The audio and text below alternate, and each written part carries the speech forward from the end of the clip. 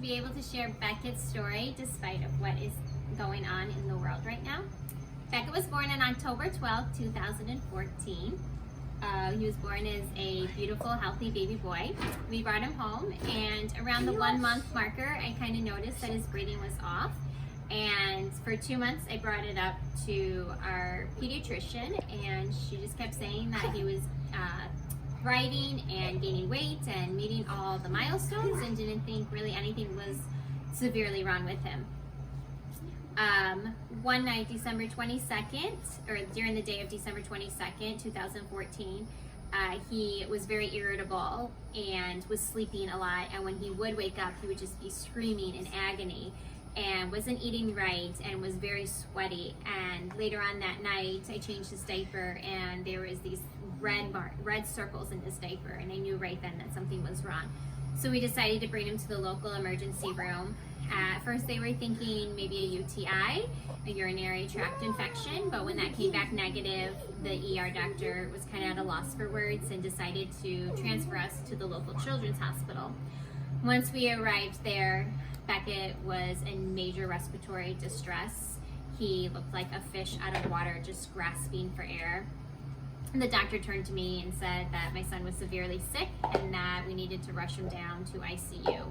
Once there, he was in a room with 15 to 20 people. Orders were just being called out, and everyone was working on him. Well, they intubated him, they did an echocardiogram, and that's when they learned that his heart was severely enlarged and was not pumping efficiently. And he was diagnosed right then and there with dilated cardiomyopathy. We were then transferred to cardiac ICU, and we were there for about 24 to 48 hours when the doctors came to us and said that it was time that we headed over to Shands.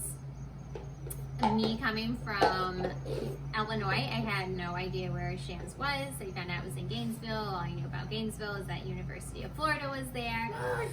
So we arrived at Shands Children's Hospital on Christmas Eve at 4 a.m. in the morning. We got settled into a room there, and between Christmas Eve and Christmas Day, we were meeting all the doctors and the nurses, telling our family history, telling them everything that has happened prior to this.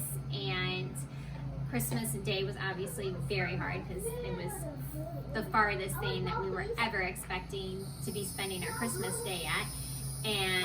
But I knew we were at the right place when all the doctors, the cardiologist, the surgeon, all came in on Christmas Day to visit us, to meet us, and to kind of get a game plan going right away. They came to us about a heart transplant, and we decided to go that route. So on December 26, 2014, we were listed as a 1A status, which is the highest. On January 5th, 2015, they decided to put in a mechanical heart,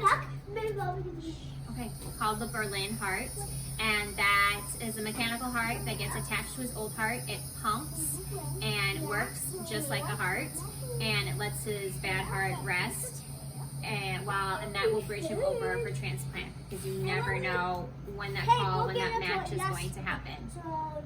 Luckily, we didn't have to wait that long. On January 14th, 2015, we got the call at 10 o'clock at night that there was a match and a heart was on its way.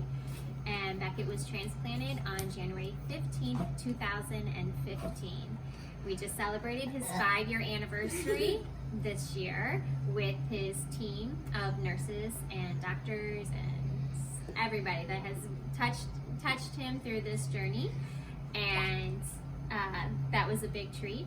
We are so thankful for everything that Dance Marathon does. They provide so many things in the hospital. The mechanical heart that I was talking about earlier, they have funded more of those, so patients that need that while they wait for transplant is available. And when Beckett gets his cardiac caths, which is a routine thing for transplants, Harper was able to ride around in the hallways on a car, and it had a big balloon on the back of the car saying that was funded by Children's Miracle Network, by Dance Marathon.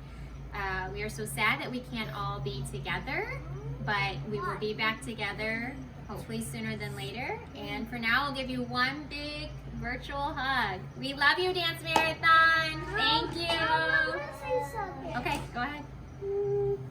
Bye bye and see you later. And see you.